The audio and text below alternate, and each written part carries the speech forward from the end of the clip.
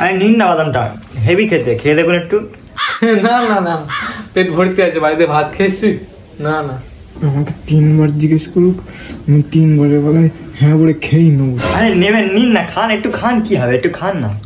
না না, সত্যি পেট ভর্তি আছে। না এই তো 2বার জিজ্ঞেস করে নিয়েছে, আর 1বার জিজ্ঞেস করুক, আমি খেয়েই নেবো।